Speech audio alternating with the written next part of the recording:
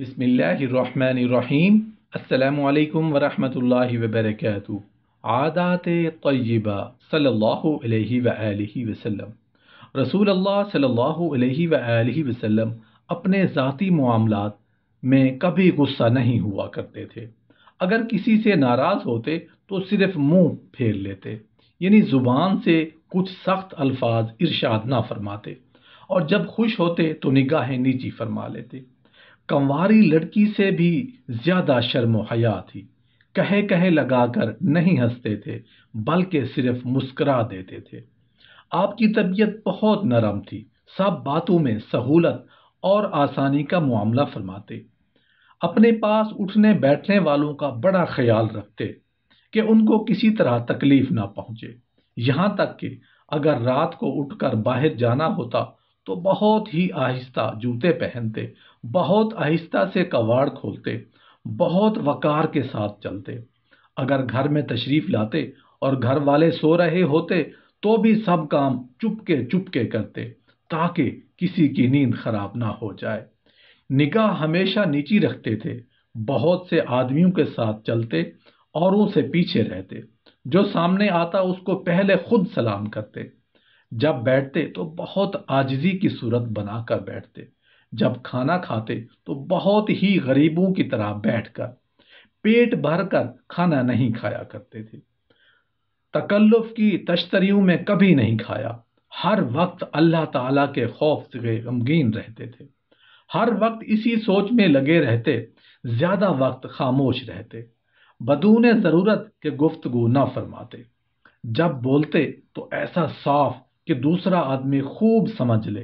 اگر کسی سے کوئی ناپسندیدہ بات ہو جاتی تو کبھی اس کے سامنے نہ جتلاتے، نہ طبیعت میں سختی تھی اور نہ کبھی سختی کی صورت بناتے۔ جیسے بعض لوگوں کی عادت ہوتی ہے کسی کو ڈرانے دھمکانے کے لیے بتکلف غصہ کی صورت بنا کر ویسی ہی باتیں کرنے لگتے ہیں۔ نہ آپ صلی اللہ علیہ وآلہ وسلم کی عادت چلانے کی تھی، جو کوئی آپ صلی اللہ علیہ وآلہ وسلم کے ساتھ برائی کرتا تو آپ صلی اللہ علیہ وآلہ وسلم کبھی اس کے ساتھ برائی نہ فرماتے بلکہ معاف اور درگزر فرما دیا کرتے تھے۔ کبھی اپنے ہاتھ سے کسی غلام، خدمتگار یا عورت کو بلکہ کسی جانور کو بھی نہیں مارا۔ البتہ شریعت کے حکم میں سزا دینا اور بات ہے۔ اگر آپ صلی اللہ علیہ وآلہ وسلم پر کوئی زیادتی کرتا تو اس کا بدلہ نہیں لیتے تھے، ہر وقت ہنس مکھ رہتے اور ناک منہ نہیں چڑھاتے تھے۔ مزاج بہت نرم تھا، نہ بات میں سختی تھی نہ برتاؤ میں سختی تھی، اور نہ بے باکی تھی کہ جو چاہا پھٹ سے کہہ دیا۔ نہ کسی کا عیب بیان فرماتے، نہ کسی چیز کے دینے میں دریغ فرماتے۔ اپنی بڑائی ظاہر نہیں کرتے تھے، کسی سے بحث و مباحثہ نہیں فرماتے تھے، جس بات میں کوئی فائدہ نہ ہو اس میں مشغول نہیں ہوتے تھے، کسی کی برائی نہیں کرتے تھے، نہ کسی کی عیب کھود کر رکھتے، اور وہی بات منہ سے نکالتے جس میں ثواب ملتا۔ کوئی باہر کا پردیسی آ جاتا اور بول چال یا سوال کرنے میں ادب کا خیال نہ کرتا تو آپ صلی اللہ علیہ وآلہ وسلم اس کو برداشت فرماتے۔ کسی کو اپنی تعریف نہیں کرنے دیتے تھے۔ آپ صلی اللہ علیہ وآلہ وسلم دل کے بہت سخی تھے، کسی سوالی کو نہیں کبھی نہیں کہا۔ اگر کچھ ہوتا تو دے دیتے، نہ ہوتا تو نرمی سے سمجھا دیتے، کسی اور وقت دینے کا وعدہ فرماتے۔ آپ صلی اللہ علیہ وآلہ وسلم بات کے بڑے سچے تھے۔ آپ صلی اللہ علیہ وآلہ وسلم کی بات نہ تو اتنی لمبی ہوتی کہ ضرورت سے زیادہ ہو، اور نہ اس قدر کم ہوتی کہ مطلب بھی سمجھ نہ آ سکے۔ بات میں ذرا بھی سختی نہیں تھی، نہ برتاؤ میں کسی طرح کی سختی تھی۔ اپنے پاس آنے والے کی بے قدری نہیں کرتے تھے، کسی کی بات نہیں کاٹتے تھے، البتہ اگر کوئی خلاف شرع کوئی بات کرتا تو منع فرما دیتے یا وہاں سے خود اٹھ جاتے۔ اللہ تعالیٰ کی نعمت کیسی ہی چھوٹی کیوں نہ ہو، آپ صلی اللہ علیہ وآلہ وسلم اس کو بہت بڑا سمجھتے، کبھی اس میں عیب نہیں نکالتے تھے، البتہ جس چیز کو دل نہ چاہتا اس کو خود نہ کھاتے اور نہ اس کی تعریف کرتے، نہ اس میں عیب نکالتے۔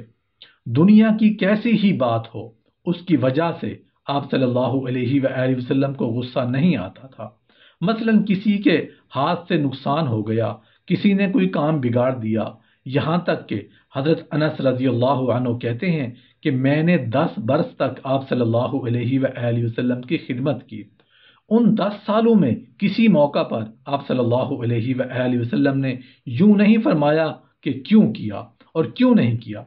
بعض روایت میں یہ بھی آیا ہے کہ حضرت انس رضی اللہ عنہ فرماتے ہیں کہ جب کبھی نبی کریم صلی اللہ علیہ وآلہ وسلم کے گھر کے بعض افراد کسی غلطی پر مجھے ملامت کرتے تو نبی کریم صلی اللہ علیہ وآلہ وسلم ان کو منع فرما دیتے اور فرماتے کہ جو کچھ تقدیر میں تھا وہ ہو گیا۔ البتہ اگر کوئی بات خلاف شرع ہو جاتی تو اس وقت آپ صلی اللہ علیہ وآلہ وسلم کے غصے کی کوئی تاب نہیں لا سکتا تھا۔ سب کے ساتھ مل جل کر رہتے، یہ نہیں کہ اپنی شان بڑھانے کے لیے لوگوں سے کھینچے لگیں، بلکہ کبھی کبھی کسی کا دل خوش کرنے کے لیے ہنسی مذاق بھی فرما لیتے، اس میں بھی وہی بات فرماتے جو سچی ہوتی۔ نفلیں اس قدر پڑھتے کہ کھڑے کھڑے دونوں پاؤں سوج جاتے تھے۔ جب قرآن شریف پڑھتے یا سنتے تو اللہ تعالیٰ کے خوف اور محبت سے روتے۔ مزاج میں اس قدر عاجزی تھی کہ اپنی امت کو حکم فرمایا کہ بڑھا چڑھا کر میری تعریف مت کرو۔ بیمار کی عیادت کرتے، چاہے وہ امیر ہو یا غریب۔ کسی کا انتقال ہو جاتا تو آپ صلی اللہ علیہ وآلہ وسلم اس کی نماز جنازہ کے لیے تشریف لے جاتے۔ کوئی غلام بھی دعوت دیتا تو قبول فرما لیتے۔ اگر کوئی جو کی روٹی اور بد مزہ چربی کی دعوت کرتا تو آپ صلی اللہ علیہ وآلہ وسلم اس سے بھی انکار نہیں فرماتے تھے۔ زبان سے کوئی بے فائدہ بات نہیں نکلتی تھی، سب کی دل جوئی کرتے تھے، کوئی ایسا برتاؤ نہ فرماتے جس سے کسی کو گھبراہٹ ہو۔ ظالموں اور شر پسندوں کے شر سے حسن تدبیر کے ساتھ اپنا بچاؤ بھی کرتے، مگر ان کے ساتھ اسی خندہ پیشانی اور خوش اخلاقی کے ساتھ پیش آتے۔ آپ صلی اللہ علیہ وآلہ وسلم کے پاس حاضر ہونے والوں میں اگر کوئی نہ ہوتا تو اس بارے میں دریافت فرماتے، ہر کام کو نظم و ضبط سے کرتے، اٹھتے بیٹھتے اللہ تعالیٰ کو یاد فرماتے۔ جب کسی محفل میں تشریف لے جاتے تو مجلس کے کنارے پر بیٹھ جاتے، نہ یہ کہ سب کو پھاند کر بڑی جگہ بنا کر بیٹھتے۔ اگر بات کرنے کے وقت کئی آدمی ہوتے تو باری باری سب کی طرح رخ کر کے بات کرتے۔ ایسا نہیں ہوتا تھا کہ ایک طرف تو توجہ ہو اور دوسروں کو دیکھیں بھی نہیں۔ سب کے ساتھ ایسا برتاؤ کرتے تھے کہ ہر شخص یوں سمجھتا کہ مجھے سب سے زیادہ چاہتے ہیں۔ اگر کوئی پاس آ کر بیٹھتا یا بات شروع کرتا تو اس کی خاطر بیٹھے رہتے۔ جب پہلے وہ خود اٹھ جاتا تو آپ اٹھتے۔ آپ صلی اللہ علیہ وآلہ وسلم کے اخلاق سب کے لیے عام تھے۔ گھر میں جا کر آرام کے لیے مسند پر تکیہ لگا کر بیٹھتے تھے۔ گھر کے کام اپنے ہاتھ سے کر لیتے، کبھی بکری کا دودھ نکال لیا، کبھی اپنے کپڑے صاف کر لیے۔ اپنا کام اکثر اپنے ہاتھ سے کیا کرتے تھے۔